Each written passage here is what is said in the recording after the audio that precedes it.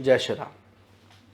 लाभ भाव कुंडली का 11वां घर बेहद शुभ माना जाता है, क्योंकि आपके कर्मों का कितना फल आपको मिलेगा, आपकी तनख्वाह कितनी होगी, आपकी मेहनत का पारितोषिक कितना होगा, ये सब हम 11वें भाव से देखते हैं।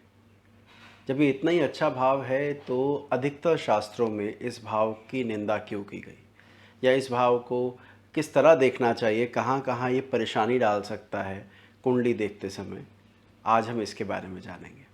तो और विलंब नहीं करते हैं, आरंभ करते हैं आज की यात्रा।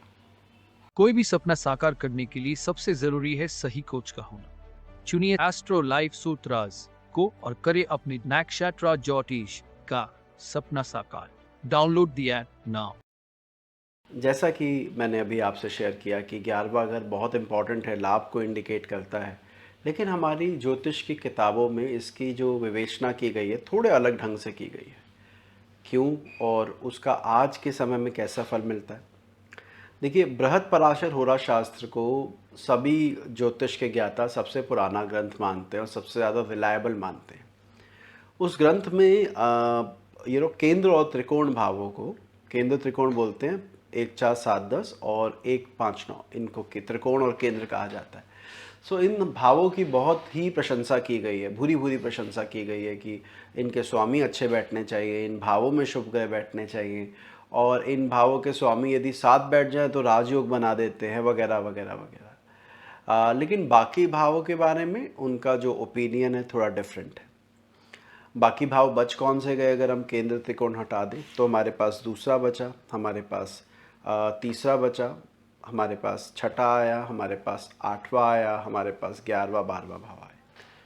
अब अगर इन बाकी 6 भावों की बात करें तो इनको भी दो अलग अलग ग्रुप में डिवाइड कर दिया गया है, और इस ग्रुप को जान के आपको भी ताज्जुब होगा कि ऐसे क्यों बांटा गया। देखिए, दूसरे 8वें और 12वें भाव को अलग कर दिया गया और तीसरे छठे 11वें को अलग कर दिया गया। कहा यह गया कि दूसरे 8वें और 12वें के स्वामी इतने खराब नहीं होते हैं, उनको, उन पर खराब होने का जो मोहर है वो आप तब लगाइए जब उन ग्रहों, उन भाव, जो इन राशियों के स्वामी की दूसरी राशि किसी बुरे घर में आए। आम भाषा में बोलूं तो अगर दूसरे 8वें और 12वें घर के स्वामी कुंडली में किसी और भी बुरे घर को ओन करते हों तो फिर आप उनको बुरा कहिए, अन्यथा ये बुरे नहीं हैं। उदाहरण के लिए आप सोचिए धनु लगन की पत्रिका। धनु लगन में दूसरे भाव का स्वामी बनता है शनि। अब दूसरे भाव की वजह से उसको पापी नहीं माना गया, कहा गया इसकी दूसरी राशि ढूंढो। उसकी दूसरी राशि पड़ती है कुंभ, जो कि तीसरे भाव में है। तीसरे को बुरा कहा गया तो कहा गया नहीं भाई, अब ये शनि जो है इस पर मोहर लगा दो कि ये इस लगन के लिए इतना शुभ नहीं है। वहीं जब हम वृश्चिक लगन की बात करते हैं तो वृश्चिक में दूसरे का स्वामी बनता है बृहस्पति, उसको भी पापी नहीं कहा गया, उसकी दूसरी राशि ढूंढी गई। उसकी दूसरी राशि होती है मीन, जो कि वृश्चिक लगन में 5वें घर में आती है, तो कहा गया ये हमारे लिए शुभ है, इसको हम शुभ मानेंगे। इसी प्रकार मिथुन लगन में भी 8वें का स्वामी बनता है शनि, जो कुंडली में 9वें भाव का भी अधिपति बनता है। वहाँ पर भी ये कहा गया कि इसको हमें शुभ लेना चाहिए, अशुभ नहीं लेना चाहिए। तो मतलब 2, 8 और 12 इन भावों के लिए कहा गया कि आप इनकी दूसरी राशि को देखिए। अब सवाल आता है कि भाई साहब, जिन ग्रहों की दूसरी राशि है ही नहीं उनका क्या करें। तो उनके लिए नियम आया है, आपने सुना होगा, सूर्य को अष्टमेश होने का दोष नहीं लगता, चंद्रमा को अष्टमेश होने का दोष नहीं लगता।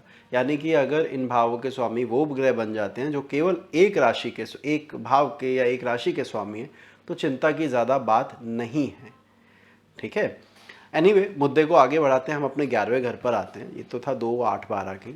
खास बात एक और बात भी देखिए आप, 8वां और 12वां दोनों दुस्थान हैं, उनको त्रिक भाव कहते हैं, बुरे भाव कहते हैं, उसके बावजूद उन दोनों को अलग रखा गया। दूसरी तरफ हमारे पास भाव आते हैं 3, 6, 11, जिनको कहा गया भैया ये तो पापी हैं, इनको तो पापी की संज्ञा देनी चाहिए। अब समझ में आता है, चलिए तीसरा भाव संघर्षों का है, बदलाव का है, छठा घर भी संघर्षों का है, कोर्ट कचहरी, रोग, ऐसे ऐसे कुछ देखने को सुनने को मिलते हैं। इसके साथ साथ 12वें का, 11वें को लेकर इन्होंने क्यों लिया, 11वां तो लाभ का है। और यहाँ पर ही नहीं रुका गया है, एक श्लोक और आया है जिसमें यह कहा गया कि भैया ये उत्तरोत्तर पापी होते हैं, मतलब तीसरे से ज़्यादा पापी छठा, छठे से ज़्यादा पापी 11वां। तो और चिंता हो जाती कि भाई अभी तक तो हम 11वें को कह रहे थे, बहुत अच्छे भाव है, इसका स्वामी उच्च का बैठा है, बढ़िया बैठा है, तो कुंडली में पैसा आएगा, राजयोग आएगा। अब अचानक से हमने अपनी बातें खींच ली।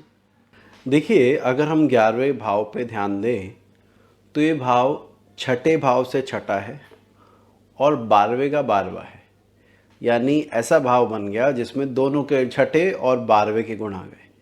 ये मैं क्या बोल रहा हूँ, आपको पता होगा भावात भावम एक नियम होता है जिसके हिसाब से, जैसे दूसरे से दूसरा घर देखना चाहिए पैसे के लिए, पाँचवें से पाँचवा संतान के लिए, चौथे से चौथा घर के सुख शांति के लिए, वैसे ही 12वें से 12वां और छठे से छठा दोनों 11वां भाव आ जाता है।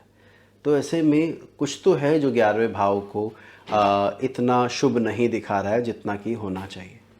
और जैसे मैंने पहले भी कहा, उच्च का ग्रह है और 11वें का स्वामी बढ़िया बैठा है, जो उम्मीदें लग रही है अब यहाँ पर आके थोड़ी धूमिल होती है, क्योंकि शास्त्र इसमें सम्मत नहीं है। वो कहते हैं कि भैया अगर 11वें घर का स्वामी है तो पैसा तो मिल जाएगा, उसमें चिंता की बात नहीं है, लेकिन उस पैसे के साथ साथ आपको जीवन में संघर्ष मिलेंगे, रोग मिलेंगे, और कई बार होता है ना ज़िंदगी में टाइम आप कमाने में बिता रहे हो, लगे हुए हो, काम करे जा रहे हो, कमाए भी जा रहे हो, अपनी गुडविल क्रिएट करे जा रहे हो। मतलब जो आप पहले मान लीजिए 2 लाख के बंदे थे तो अब आपकी कीमत 10 लाख रुपए हो गई, लेकिन वो 10 लाख होने के बावजूद आप उस 10 लाख को एंजॉय नहीं कर पा रहे हैं, वो खर्च नहीं कर पा रहे हैं, या खर्च कर रहे हैं तो उसका एक बड़ा पोर्शन बीमारियों में निकल रहा है। 11वें के साथ उसको जोड़ा गया है। श्लोक आते हैं बाकायदा जो इसके बारे में बताते हैं। सिर्फ एक मानसागरी में ज़रूर मैं कह सकता हूँ कि रोग और संघर्ष वाली बात नहीं आई, अन्यथा बाकी जगह पे लिखा है यदि 11वें के स्वामी की दशा चल रही हो, यदि 11वें भाव के स्वामी की दशा चल रही हो तो उसमें लाभ की प्राप्ति होती है, राइट, लेकिन इसके साथ संघर्ष, बीमारियाँ, उतार चढ़ाव और मेहनत बहुत बढ़ जाती है। अच्छा, अब जब हम ये पत्रिकाओं पे लगाते हैं तो ये इतना सिंपल नहीं है कि हमने बस 11वें घर के स्वामी को देखा और बोलना चालू कर दिया, अरे भाई सब पैसा आ रहा होगा, बीमारी पे लग रहा होगा, वगैरह वगैरह। हमें क्या देखना है, अभी जो मैं नियम बताने वाला हूँ, मैं चाहूँगा जिन लोगों ने अपनी ज़िंदगी में 11वें भाव की स्वामी की दशा निकाल दी है या जिनकी चल रही है, वो ज़रूर कमेंट सेक्शन में बताएं कि वो इसको कैसे फील कर रहे हैं, उसमें क्या फ़ायदा या क्या नुकसान हुआ है। तो इसको समझाने के लिए मैं आपके सामने 2-3 कुंडलियाँ रख रहा हूँ, जिससे कि हम इस टॉपिक को समझ पाएँ कि भाई इस टॉपिक को हमें देखना कैसे है। तो ये जो पहली पत्रिका अभी आपके सामने है, ये है 8 दिसंबर 1975 की, और शाम 7 बजे का जन्म है। बैंगलोर इनका बर्थ प्लेस है, कर्नाटका, नई दिल्ली, कर्नाटका, इंडिया। इस जातक का 11वें का स्वामी बनता है मंगल, जो कि लग्न में विराजित है। लाभ का स्वामी लग्न में आ गया, लेकिन वक्री है। दूसरे भाव में कर्क राशि का शनि वक्री है, पंचम में शुक्र राहु की युति है, छठे भाव में सूर्य बुध का बुधादित्य योग है, अष्टम भाव में चंद्रमा है, 10वें घर में बृहस्पति स्वराशि का वक्री है, और लाभ भाव में केतु बैठा है। इस जातक की मंगल की महादशा आई, यंग एज में ही आ गई थी, बल्कि कहूँगा पैदा ही ये मंगल की महादशा में हुआ, क्योंकि इसका जन्म नक्षत्र धनिष्ठा था। अब वही लाभ आधिपति लगन में है, तो क्या ये अच्छा होना चाहिए, क्या इसको फ़ायदा रहा होगा? तो बिल्कुल ऐसा कुछ नहीं हुआ, बल्कि ये बहुत बहुत बीमार रहा। इस योग को और भी बल मिल जाता है, क्योंकि यहाँ पे चंद्रमा अष्टम में है, जो नज़र आता है भाव चलित में वो सरक रहा है, 29 डिग्री का है, लेकिन जो अष्टम भाव में बैठा दिख रहा है, और जो शनि उसको देख रहा है, शनि की दृष्टि भी 8 डिग्री पर है वो, और 29 पर चंद्रमा है, तो गैप तो है। लेकिन एक तरह से कहूँ कि मंगल की महादशा मिली, वही मंगल जो लाभ आधिपति है, वही मंगल जो रोग आधिपति भी है, निश्चित ही उसका भी प्रभाव रहेगा। छठे से छठा दोनों का स्वामी मंगल है, और वो लग्न में बैठा है। तो वो जो 4 साल इन्होंने अपना मंगल की महादशा में काटे, 75 से 79, वो इनकी हेल्थ के लिए बहुत ही बुरा समय था। अच्छा, यहाँ पर अगेन बात आती है कि ये जो मंगल और बुध का एक्सचेंज है, लग्नाधिपति छठे में बैठा है, छठे का स्वामी लगन में बैठा है, तो क्या इसे रोक देना चाहिए था? देखिए, दशा को अगर हम साइड रख दें तो ओवरऑल इसकी इम्यूनिटी अब बहुत अच्छी है, परंतु जब मंगल की महादशा रही, जो लाभ का स्वामी है, जो लगन में बैठा है, और अगर आप मंगल के नक्षत्र पे ध्यान दें यहाँ पर, तो मंगल स्वनक्षत्र में भी है, अपने ही नक्षत्र में है। इस वजह से इसके जो शुरुआत के 4 साल थे वो बेहद मुश्किल से गुजरे हेल्थ को देखते हुए। यहाँ पर लगन से संबंध था 11वें के स्वामी का, ये ध्यान रखिएगा, क्योंकि जितनी कुंडलियाँ अभी हम आगे डिस्कस करेंगे देखने की कोशिश करेंगे कब 11वें के स्वामी ने पटका है और कब 11वें के स्वामी ने लाभ दिया है। अगली कुंडली पर आते हैं। ये अगली कुंडली है मकर लगन की, मीन लगन की, क्षमा कीजिएगा। गुरुवार का जन्म है, 4 जनवरी 1968, 12:30 बजे दोपहर के, मैंगलोर कर्नाटका। यहाँ पर मीन लगन है और लगन में शनि, दूसरे भाव में राहु, छठे में बृहस्पति वक्री, अष्टम में केतु, नवम में शुक्र, 10वें घर में बुधादित्य योग और 12वें घर में चंद्र मंगल योग। यहाँ पर भी लाभ आधिपति बनता है शनि, जो कि लगन में विराजित है। वहाँ भी क्रूर ग्रह होके लगन में था, यहाँ भी क्रूर ग्रह होके लगन में। वहाँ पर अगर मंगल बुध के संबंधों की बात करें तो आपको पता होगा कि मंगल बुध को मित्र नहीं मानता। बुध सब मानता है लेकिन ये उसको मित्र नहीं मानता। उस आधार पर परेशानी हुई। यहाँ पर गुरु शनि में समता का संबंध आता है, लेकिन है तो क्रूर ग्रह, लगन में आके बैठा है।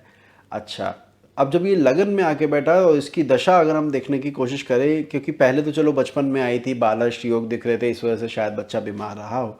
यहाँ पर ध्यान दीजिएगा कि शनि की दशा कब आई। ये शनि की महादशा आई 1994 में। चार्ट है 1968 का, जब ये जातक लगभग 26 साल के रहे, तब इनकी ये दशा आई। अब आप भी जानते हैं, मैं भी जानता हूँ कि जो 26 साल के आसपास की उम्र है बहुत क्रूशियल हो जाती है अपने करियर को सेट करने के लिए। उसमें लाभ अधिपति का लग्न में होना, ये तो फ़ायदेमंद होना चाहिए। हुआ भी, विदाउट अ डाउट इसकी गुडविल बढ़ी, इसका कार्य क्षेत्र में मुनाफा हुआ, फ़ायदा हुआ। लेकिन शनि की जब अंतर्दशा निकल गई, उसके बाद से इस व्यक्ति को एक वंशानुगत रोग हुआ और जो धीरे धीरे करके बढ़ता चला गया। स्पेशली जब शनि में सूर्य था, शनि 11वें का स्वामी है, सूर्य छठे का स्वामी है, और यहाँ पर शनि सूर्य को देखता भी है। अगर आपने ध्यान दिया हो, 10वें घर में सूर्य बैठा है, उस पर शनि की दृष्टि भी है। तो जब शनि में सूर्य चला तो वो बीमारी बहुत ज़्यादा बढ़ गई कि हॉस्पिटलाइज होना पड़ा, कई महीनों इलाज चला, उसके बाद ये जातक रिवाइव हो पाया। तो वही 11वें का स्वामी, गुडविल तो बनाई, लेकिन उस गुडविल या उस जो पैसा आ रहा था उसको एंजॉय करने का वक्त नहीं दिया और बल्कि परेशानी थी। यहाँ पर भी ये और यहाँ पर भी अगेन लगन से 11वें के स्वामी का संबंध था।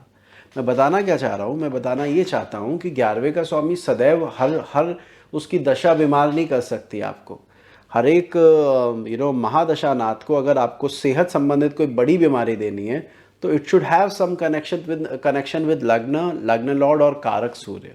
अगर इन तीनों में से किसी से संबंध है तो फिर परेशानी की संभावना बढ़ जाती है। इन दोनों केसेस में यही हुआ कि दोनों ग्रह लाभ अधिपति लगन में आके बैठे। अच्छा, इसी तरह अगर आप मकर लगन के बारे में सोचें तो मकर लगन में क्या होता है, 11वें का स्वामी लगन में वृश्चिक, 11वें में वृश्चिक राशि आएगी, लगन में आके उच्च का हो जाएगा। वैसे तो आप उसे बाधक कहते हैं, मकर लगन में 11वें भाव को हम बाधक की संज्ञा भी देते हैं। अब अगर मंगल लगन में उच्च का बैठा हो और उसी की दशा आ जाए तो ये बीमारियों की ओर संकेत देता है, झगड़े की तरफ संकेत देता है, संघर्ष, सीधे सीधे काम ना बनने को इंडिकेट करता है। ये सारी चीज़ें देखने को मिलेगी जब आपको मकर का मंगल लगन में बैठे और उसकी दशा आ जाए। स्पेशली ये तब और बढ़ जाएगा जब वो मंगल अपने ही नक्षत्र धनिष्ठा में हो। जैसे अभी ये वाला जो केस आप सेकंड वाला भी देख रहे थे, इसमें क्या था कि शनि उत्तरा भाद्रपद यानी स्वनक्षत्री था, तो और ज़्यादा परेशानी इसने क्रिएट की। एक कुंडली और मैं आपको दिखाता हूँ जिसमें लगन में तो नहीं था 11वें घर का स्वामी, लेकिन फिर भी उसने कुछ परेशानियाँ और उतार चढ़ाव दिए, और किस तरह के दिए अब आइए जानते हैं। ये कुंडली है 10 अप्रैल 1989 की, 2:45 रात्रि का या अर्ली मॉर्निंग का जन्म है। पेमपुरा राजस्थान जगह का नाम है, वहाँ पर इनका जन्म हुआ। तो मकर लगन है, लग्नाधिपति ही द्वादश भाव में बैठा है, सेकंड हाउस में राहु है और सूर्य की उच्च के शुक्र के साथ युति तीसरे भाव में है। मेष राशि का बुध बैठा है और पंचम भाव में उच्च के चंद्रमा के साथ गुरु और मंगल दोनों विराजित है और 8वें घर में केतु है। अब यहाँ पर मंगल लाभ आधिपति होकर लाभ भाव को देख रहा है, अच्छी बात है। और किस नक्षत्र में बैठा है, तो वो मृगशिरा नक्षत्र में बैठा है जो उसका स्वयं का नक्षत्र है। पंचम भाव में बैठा है और उसके बाद क्या उसने लगन अथवा लग्नेश से संबंध बनाया, तो उत्तर आता है हाँ, मंगल की 8वीं दृष्टि लगन के स्वामी शनि पर आ रही है। तो जैसे पहले वाले केसेस में जो बीमारी के योग बने थे यहाँ पर भी बने, पर वो इतने घातक नहीं थे। यहाँ पर बीमारी हुई भी पेट से संबंधित, ये भी बचपन में ही आ गई थी। ये बच्चा 89 बॉर्न है और 93 में इसकी ये दशा स्टार्ट हुई, 2000 तक चली। तो उस मंगल की महादशा में पेट संबंधित रोग को लेकर इनके माता पिता को इसे लेकर जाना पड़ा, भागना पड़ा। पर कहूँ कि भाई बहुत ज़्यादा परेशानी थी compare to earlier two cases, यहाँ पे परेशानियाँ कम थी। तो यहाँ पर भी हमने देखा कि भाई ये तो प्रभाव देता है। इसी योग को थोड़ा आगे बढ़ाते हैं। यदि ये लाभ अधिपति उपचय भाव यानी तीसरे, छठे, 11वें या 10वें भाव में बैठा हो, इसका लगन से संबंध ना हो, लग्नेश से संबंध ना हो और बली हो इन भावों में, तो आप देखेंगे कि जातक को कीर्ति प्राप्त होती है, लाभ मिलता है, बहुत फायदा होता है और सेहत पे भी कोई खास बुरा असर नहीं पड़ता है। तो जब ये नियम लगा रहे हैं तो इसको हर कुंडली पे मत लगा दीजिएगा कि 11वें का स्वामी तो तुम बीमार पड़ोगे, वो नहीं होगा जब तक कि उसका लगन लगने से संबंध ना हो। यदि वो अपने ही नक्षत्र में बैठा है, जैसा कि इन तीनों केसेस जो मैंने आपके सामने रखे उसमें था, तो आप ये देखेंगे कि उसका फल ज़्यादा मिलेगा। अगर बीमारी देने की संभावना थी तो बीमारी भी अच्छी खासी देगा, परेशानी बढ़ा के देगा, क्योंकि अपने नक्षत्र में बैठा है तो फल ज़्यादा देने बनता है, लाजमी है। उस हिसाब से हम इसको देखेंगे। अब ये पत्रिका आपके लिए मैं छोड़े जा रहा हूँ, इसको देखिए। इसमें बताइए 11वें के स्वामी की जब दशा आई होगी तो आपकी क्या अपेक्षा है? क्या ये जातक बीमार हुआ होगा या नहीं हुआ होगा? मतलब जो मैंने अभी तक आपको बताया शास्त्रों के अनुसार, वो आप इस कुंडली पर अप्लाई करें और अपने आंसर शेयर करें। कोशिश रहेगी कि किस जातक का है या इसके साथ क्या हुआ, मैं उसको कमेंट में मेंशन कर दूं, जिससे कि आप उसके बारे में बाद में जान सकें। एक और इम्पॉर्टेंट बात बहुत ज़रूरी आपसे बतानी थी। मैंने आपसे कहा था कि 1,50,000 सब्सक्राइबर और लगभग 2.5 करोड़ के करीब व्यू होने के वजह से उपलक्ष्य में हमने एक छोटा सा कुछ इनोवेटिव करने का सोचा है।